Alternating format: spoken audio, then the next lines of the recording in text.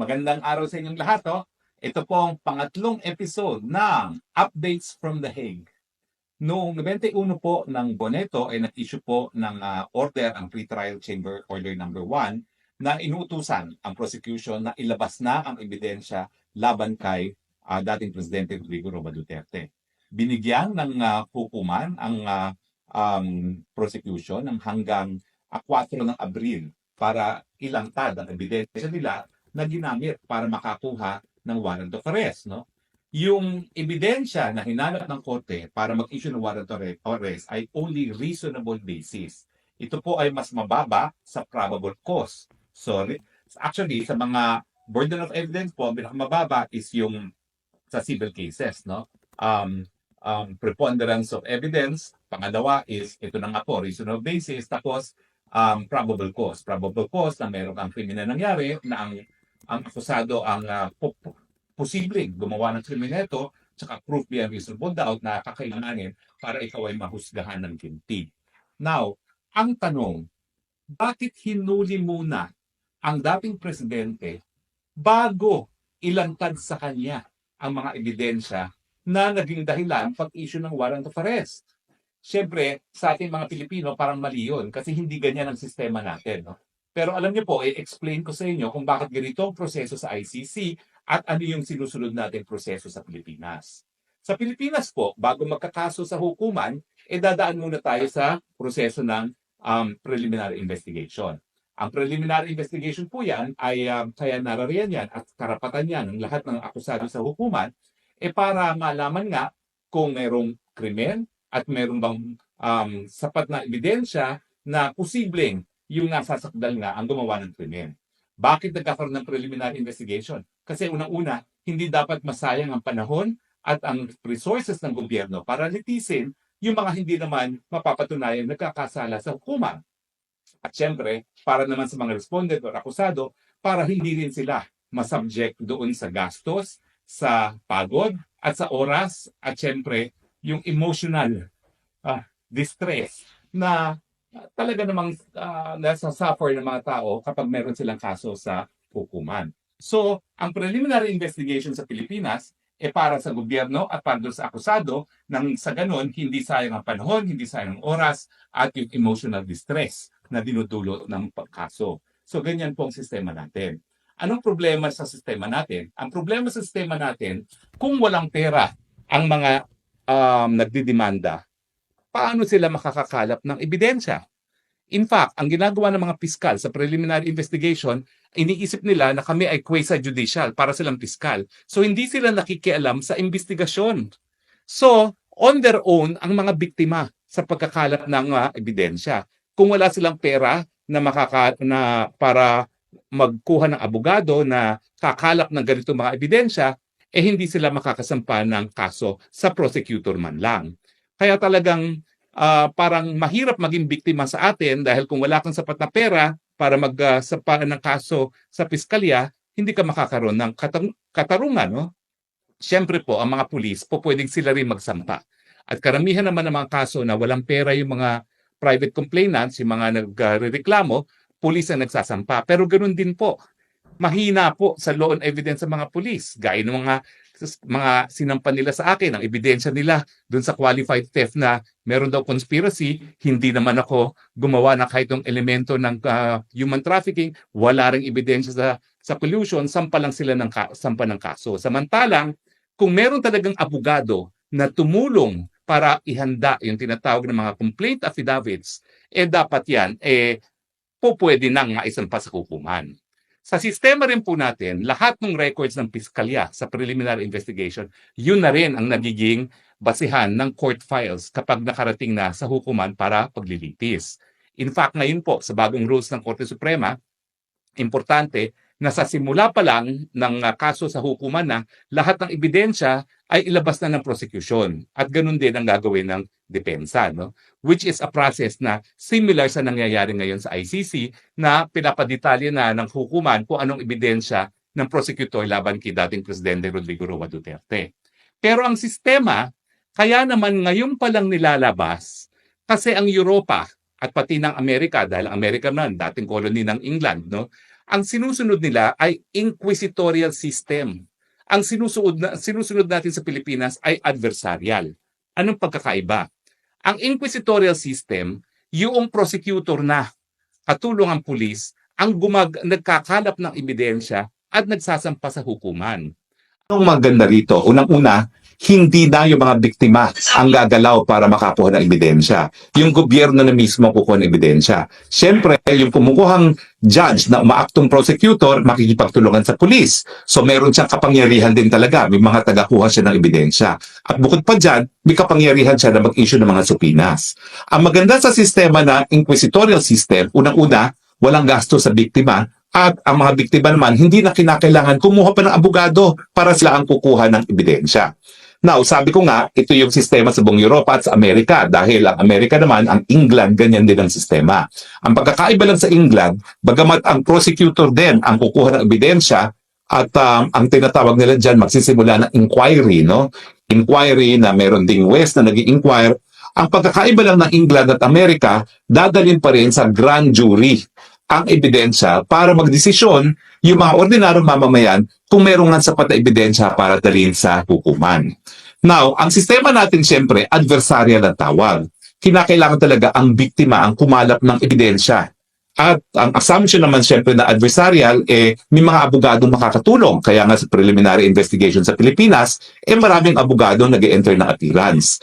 Pero kung titignan mo yung problema ng extralegal killings, at mind you, sa panahon ni Leila de Lima, ang definisyon ng extralegal killings ay ang patayan lamang ng mga mamamahayag at ng mga aktivista.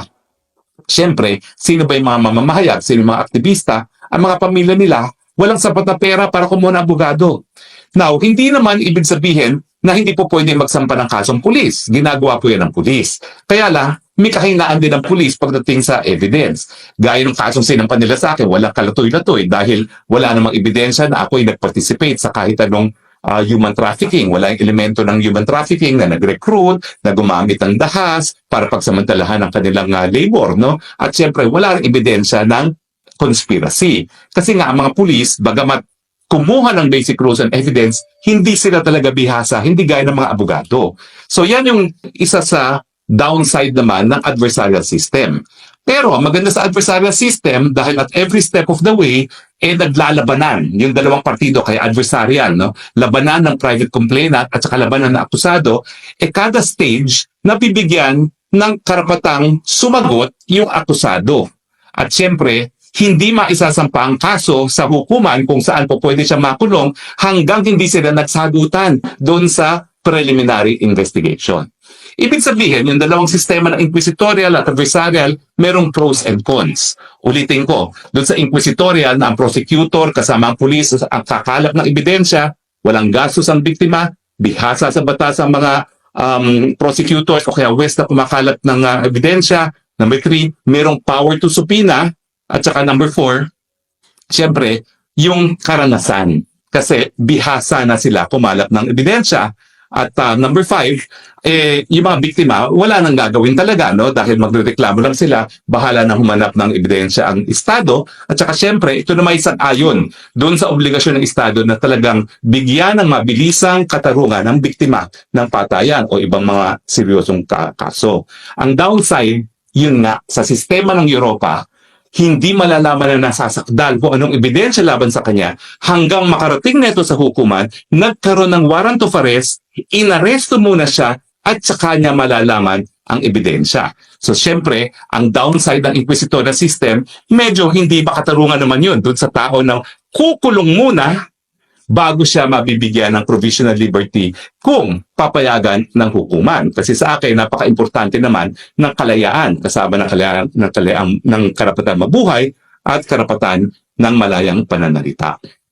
Now, dito sa adversarial system naman, anong advantages? No? Ang advantages, walang makukulong na hindi nila alam kung anong ebidensya laban sa kanila. Kasi sa proseso ng preliminary investigation, kinakailangan sasagutin niya mismo lahat ng ebidensya na ipiniresenta laban sa kanya. So, hindi mangyayari yan na magkakaroon siya ng warrant of arrest na hindi niya alam kung ano yung ebidensya. By the time umabot sa korte, alam na niya kung ano magiging depensa niya. At ngayon naman, sa bagong rules na inadapt ng Korte Suprema na yung file mismo ng piskal ay yan na yung file sa hukuman at dapat lahat ng ebidensya sa simula pa lang ng kaso sa pre-trial ay nakalabas na, ganun din naman sa depensa, mas mabilis yung proseso at hindi nasa dilim ang akusado. Alam na alam niya kung ano yung mga ebidensyang nagamit laban sa kanya. Anong mas mabuti? Well, palagi ko sinasabi na sa Pilipinas, dahil hindi naman lahat ng tao ay kayang magbayad ng abogado, parang mas mabuti ang inquisitorial system. Pero sa akin, dapat i-modify natin. Pwede naman kasi na ang gobyerno sa pamamagitan ng piskal ang kakalap ng ebidensya sa tulong ng pulis, pero at every stage of the way, mabigyan ng access ang akusado. O di naman kaya, tapusin nila yung case build-up, pagkatapos, i-reveal nila sa akusado kung anong mga ebidensya para masagot naman ng akusado. Kasi ako talaga, sa tingin ko, hindi tama na ang isang tao ay mapagkakaitan ng isang araw ng kanyang kalayaan. Unthinkable sa akin yan. Gaya ng sentimiento ng maraming Pilipino ngayon na hindi dapat nakakulong si PRRD na hindi man lang niya alam kung ano yung mga ebidensya na hinain laban sa kanya.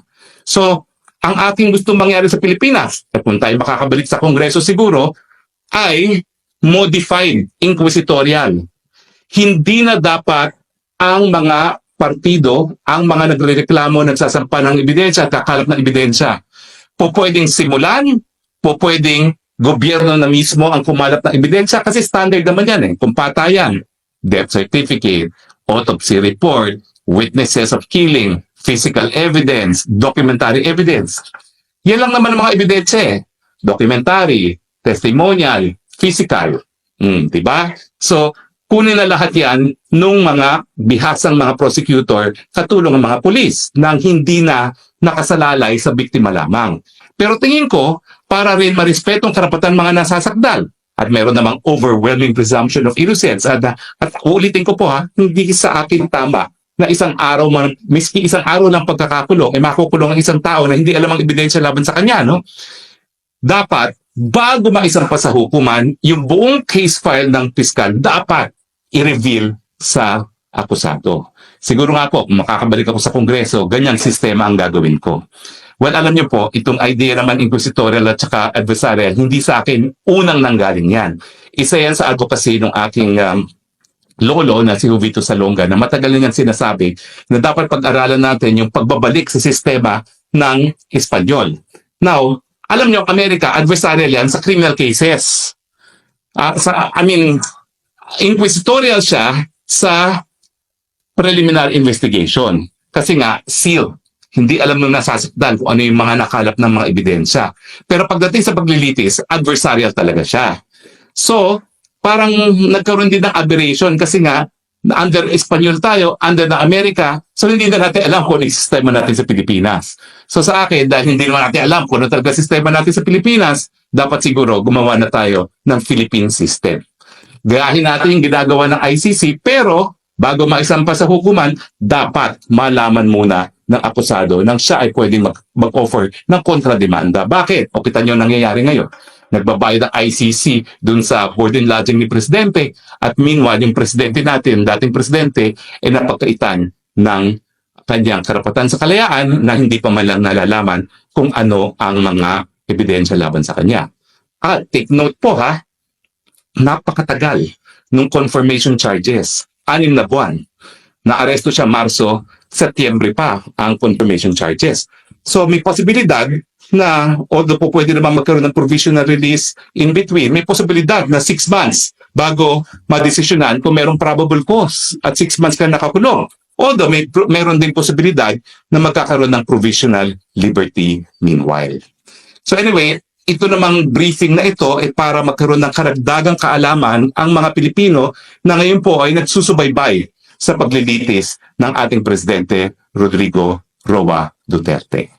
Sana po nakapulot kayo ng karagdagang kaalaman kung paanong proseso dito sa International Criminal Court. Live, reporting from the Netherlands, ang inyong Spokes ng Bayan, Harry Roque nagsasabing, I love you Philippines, you're the only country that I have, you're the only country that I love. God bless the Philippines.